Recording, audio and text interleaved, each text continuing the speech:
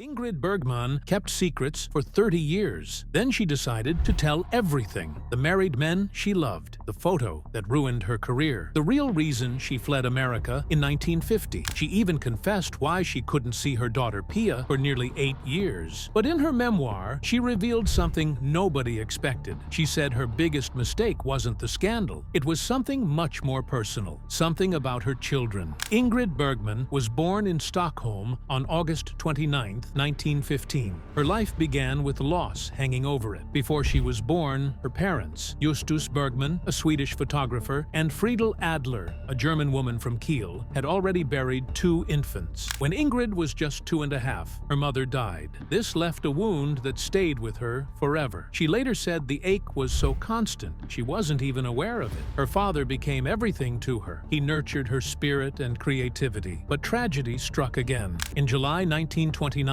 just weeks before she turned 14, her father died of stomach cancer. Ingrid was left completely alone in the world. She bounced between relatives, never truly feeling at home. To cope, she escaped into her imagination. The stage and the characters she dreamed up became her safe place. These early heartbreaks gave her a deep well of emotion that she would one day pour into her legendary film roles. From her earliest days, Ingrid was surrounded by cameras. Her father wasn't just a photographer by trade. He was an artist who captured every moment of her life. Birthdays, everyday scenes, moments of joy. He documented it all. Ingrid once joked that she might have been the most photographed child in Scandinavia, but it was more than a joke. Being in front of the camera became second nature to her. She would dress up, dance, and act out scenes for her father's lens. The camera became her first stage. After her mother's death, those photo sessions filled a gap. Her father's attention through the lens was a kind of love that helped her feel safe. When she finally stepped onto a real stage, it felt familiar. The camera had been preparing her all along. What started as play turned into survival, and that comfort she had in front of the camera became part of what made her so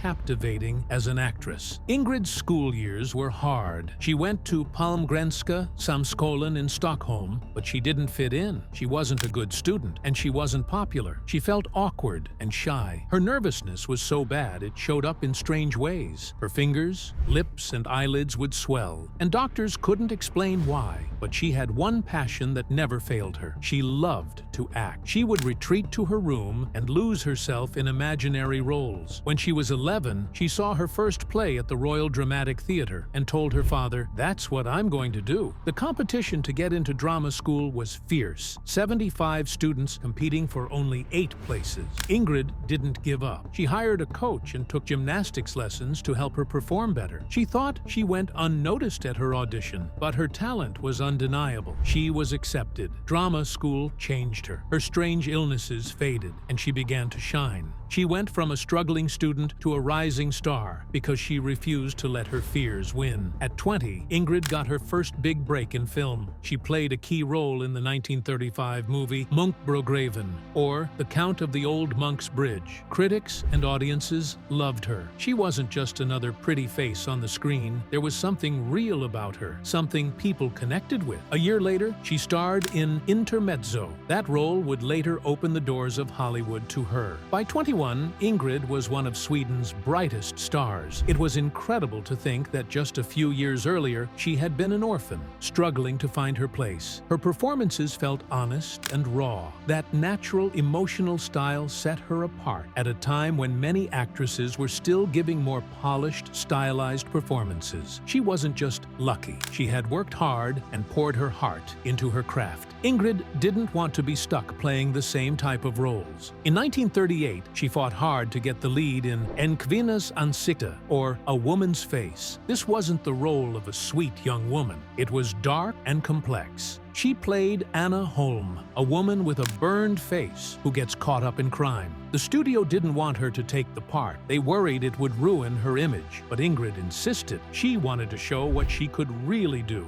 The film was a hit, and critics praised her courage. It even earned a special recommendation at the Venice Film Festival. That role changed everything. It caught the attention of Hollywood. Ingrid had proven she wasn't afraid to take risks, even at just 23 years old. Intermezzo was the film film that truly launched her. Released in 1936, it was written almost as a showcase for her talent. The director, Gustav Melander, admitted as much. Ingrid played Anita, a piano teacher who falls in love with a married violinist. The emotions she brought to the role, innocence, passion, heartbreak, were unforgettable. The film was a huge success in Sweden and caught the eye of David O. Selznick in Hollywood. He was so impressed, he arranged for her to star in the 1939 American remake. At just 21, she had become a star who could overshadow even the biggest names. By 1937, Ingrid was at the peak of her fame in Sweden. In a national poll with 30,000 film fans voting, she was named the country's most admired movie star. She was in the headlines constantly, not just for her films, but also for her personal life. Her engagement and marriage to Petter Lindström fascinated the public, but with fame came pressure. Ingrid worried that her bold choices might upset her fans. She knew they loved her for certain types of roles, and she was determined to grow beyond them. A Woman's Face was perhaps her most daring role. To play Anna Holm, Ingrid endured hours of makeup, glue, and even a brace to create the look of severe burns. It was exhausting, physically and emotionally. She knew people might be shocked to see her like that, but she wanted to tell the story truthfully. Critics were amazed. They praised her for showing both the pain and the strength of her character. The film was so powerful that MGM later remade it in Hollywood with Joan Crawford. The film's impact went beyond Sweden. It was honored at the 1938 Venice Film Festival, one of the most prestigious in the world, for its artistic achievement. That recognition helped Ingrid break through internationally. Studios in Hollywood and Europe took notice. It was clear she was no longer just a Swedish star. She was on her way to becoming a global icon. Ingrid's personal life was also filled with drama. She married Petter Lindström on July 10, 1937. At first, he seemed like the perfect partner, but as her career took off, their marriage changed. Petter became controlling. He disliked Hollywood and the attention Ingrid received.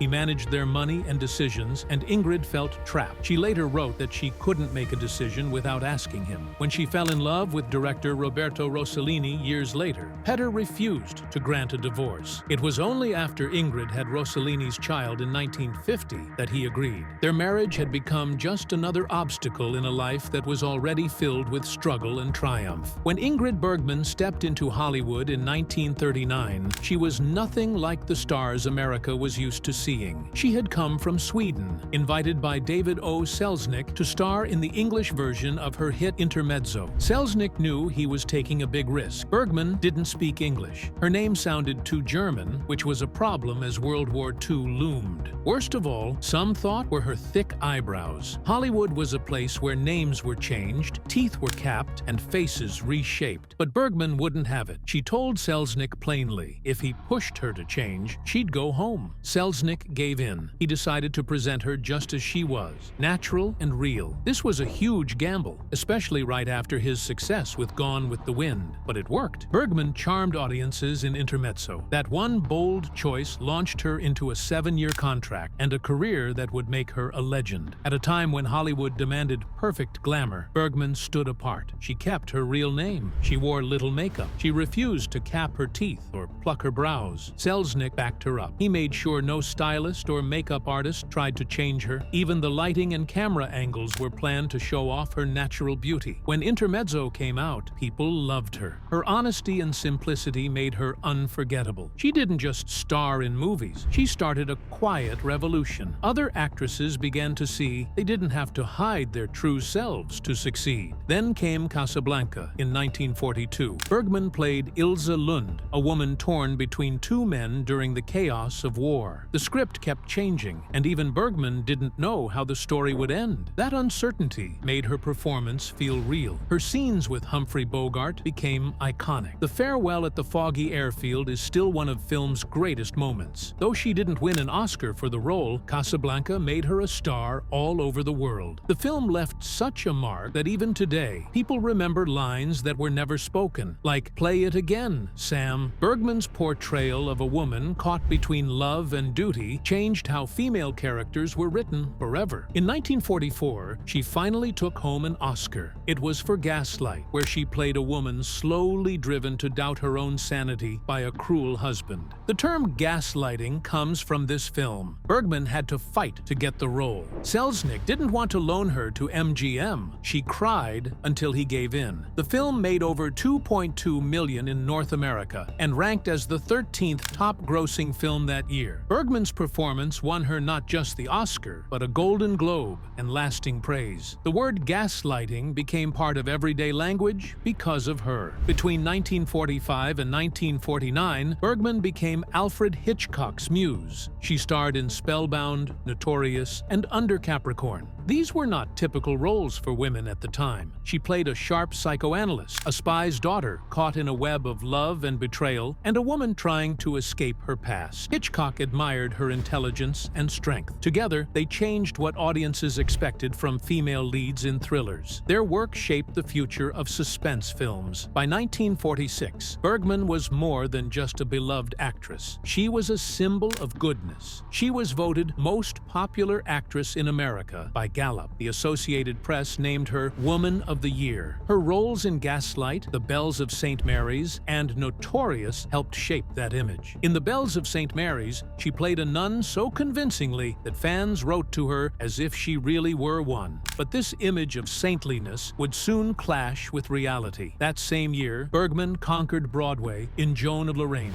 The play opened in November 1946 and ran for 199 shows. Every ticket was sold out. People crowded outside the theater hoping to see her. She made about $129,000 plus 15% of the gross, a huge sum at the time. She won a Tony Award, one of the first ever given. The success led to the 1948 film Joan of Arc, earning her another Oscar nomination. Yet, behind her pure image, Bergman's private life was filled with passion. She had an affair with Gary Cooper during For Whom the Bell Tolls. She loved him, but ended it when filming ended, leaving him heartbroken. She also had relationships with director Victor Fleming, musician Larry Adler, and war photographer Robert Capa. These romances were secret, but insiders whispered. The real Bergman was far more complex than the public imagined. In 1947, Bergman sent a letter that changed everything. She wrote to Italian director Roberto Rossellini, saying she wanted to work with him. The letter was nearly burned with other fan mail, but someone saved it. Rossellini got it on his birthday in 1948. They began a correspondence that led to their first film, Stromboli, and a love affair that shocked the world. In 1949, Bergman left her husband and 10-year-old daughter to be with Rossellini in Italy. People saw this as a betrayal. She was denounced in Congress and called a powerful influence for evil. In Sweden, she was accused of bringing shame to her country. She didn't see her daughter for years. Her decision sparked fierce debate about women, art, and freedom. Ingrid Bergman was once the shining star of Hollywood, adored by fans and respected by powerful figures. But in 1950, her world crumbled in a way no one could have predicted. On March 14th of that year, U.S. Senator Edwin C. Johnson stood in the Senate and launched an attack that shocked the nation. Johnson, who had admired Bergman, felt betrayed by the news of her affair and pregnancy. His speech was full of rage. He called her a free love cultist and Hollywood's apostle of degradation.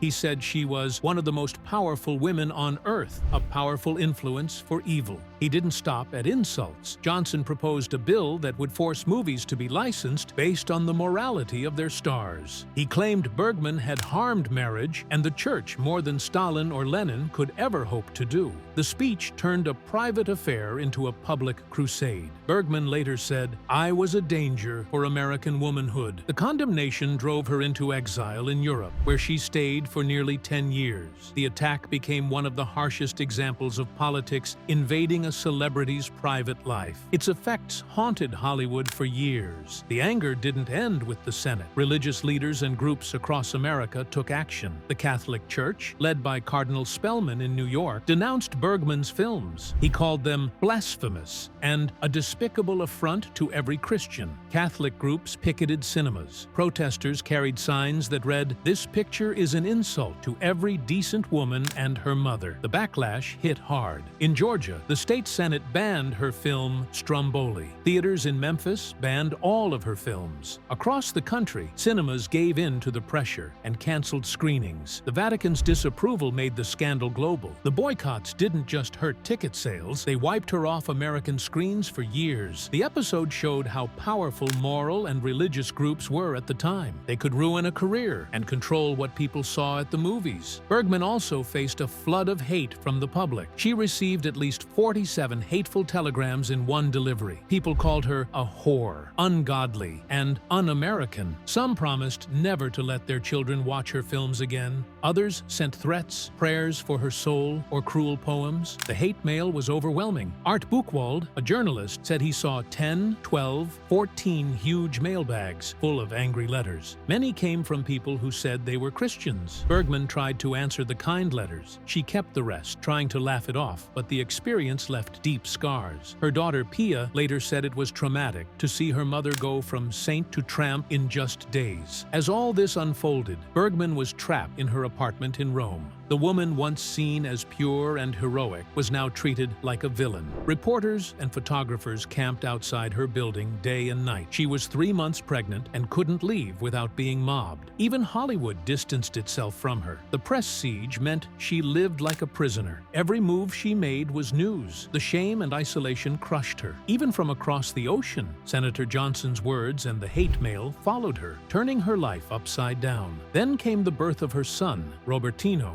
on February 2, 1950. The night was pure chaos. While Bergman was in labor, Rome buzzed with gossip. At the same time, the premiere of Volcano, starring Anna Magnani, Rossellini's ex-lover, was falling apart. The projector broke. The audience grew angry. At one point, Rossellini's cousin had to tap dance to calm the crowd. Meanwhile, outside the hospital, reporters went wild. They bribed nurses, climbed walls, and dressed up in disguises to get inside. The nuns at the hospital said, "No, Miss Bergman is here," because she had checked in under a false name. The birth dominated headlines around the world for weeks. Riot police had to hold back the crowds. The media's obsession turned a private moment into a public circus. But the most painful blow came when Bergman lost custody of her daughter, Pia. Her ex-husband, Petter Lindström, used the scandal to his advantage. He had become an American citizen, and the courts sided with him. Bergman couldn't see Pia for nearly 7 years. The judge noted that Pia, just 13, said she didn't love her mother and wanted to stay with her father. Bergman admitted this was the deepest wound of all. Ingrid Bergman's marriage to Roberto Rossellini was as dramatic as any film she ever made. She couldn't marry him in Italy because her divorce from Dr. Peter Lindström, done in Mexico, wasn't recognized in Sweden. So, on May 24, 1950, they found a way that seemed straight out of a movie. As they sat quietly in a church in Rome, their lawyers stood before a judge in Juarez, Mexico. The judge asked if both parties agreed to the marriage. The lawyers said yes, and the judge declared them husband and wife in the name of the Republic of Mexico, of the laws, and of this society. The couple got the news over the phone and celebrated with champagne. Bergman wore a gold bracelet with a tiny policeman's whistle, a gift from Rossellini. That marriage certificate, once mailed to Rome, freed her from Sweden's legal grip and made her an Italian citizen. For Bergman, it was a strange marriage, but also a way out of the public hell she had been living. They made their home in Santa Marinella, a beautiful spot near Rome. From the outside, their life looked glamorous. They lived in a large villa filled with friends, family, and local children. But behind that happy image, their finances were falling apart. Rossellini's films often failed at the box office, and he struggled to find money for new ones. Still, they kept spending. Rossellini was generous, always making sure guests felt welcome. Bergman, once among Hollywood's top earners, now lived in fear of the bills piling up. The paparazzi didn't help. They hounded the couple day and night, adding stress to an already troubled life. Even after they separated, Bergman returned to the villa often, bringing gifts for the local families who had once been part of their daily life. Their public sparkle hid the deep cracks in their world. What made it worse was Rossellini's tight grip on Bergman's career. He insisted she work only with him. That meant turning down offers offers from giants like Zeffirelli, Fellini, Visconti, and De Sica. Bergman later said she felt resentful. She wanted to work with these great directors. Instead, she starred in films like Stromboli, 1950, Europe, 51, 1952, and Journey to Italy, 1954. Critics admired some of them, but audiences stayed away. Bergman put it simply: the world hated the Rossellini version of me, so nothing worked. As their films flopped, Rossellini found it harder to fund his project. Bergman's loyalty cost her dearly. She was shut out of Hollywood, and her career stalled. In the middle of all this, on June 18, 1952, Bergman gave birth to twin girls, Isabella and Isotta. Their arrival added both hope and fresh challenges. Isabella later became a famous actress and model, known for her role in Blue Velvet, 1986, and her work with Lancôme. She also created the popular short film series Green Porno. Isotta chose a quieter path, working as a set decorator and teaching at a university. The twins grew up surrounded by both fame and scandal, but they stayed close to their mother and to each other. Bergman's big comeback came in 1956 with Anastasia. After 7 years away from Hollywood, she returned in a role that felt like it was made for her. The film earned $4.3 million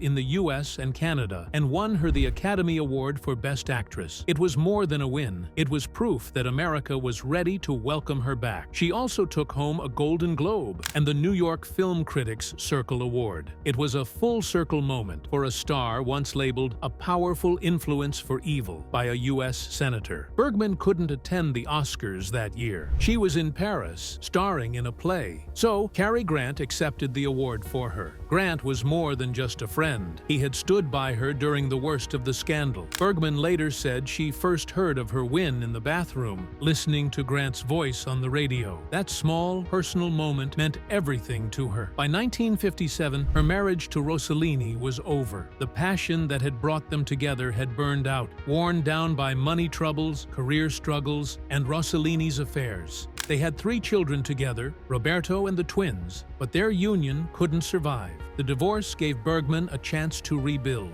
She returned to Hollywood, but the cost had been high. Years of exile, endless criticism, and painful time apart from her eldest daughter, Pia. That separation from Pia was one of the hardest parts of Bergman's life. When she left her first husband for Rossellini, Pia stayed behind in the U.S. legal fights, and the anger of her ex-husband kept them apart for nearly 8 years. Finally, in 1957, Pia, then almost 20, traveled to Rome to see her mother. The meeting brought no bitterness. For Bergman, it was a relief. She had paid a steep price, but she had her daughter back. Ingrid Bergman's 1980 autobiography, My Story, was one of the most honest books ever written by a Hollywood star. It came out just 2 years before her death in 1982. The book was 500 pages long and co-written with Alan Burgess. In it, Bergman opened up about her life like never before. She shared secrets that shocked readers and let people see who she really was behind the screen image. She made it clear why she wrote the book. Bergman knew that after she was gone, others would try to tell her story. She didn't want her life to be twisted by lies or half-truths. She wanted to set the record straight herself. That's why she held nothing back. She talked about her personal life, her choices, and her mistakes with striking honesty. One of the most talked about parts of her book was her love affair with Roberto Rossellini.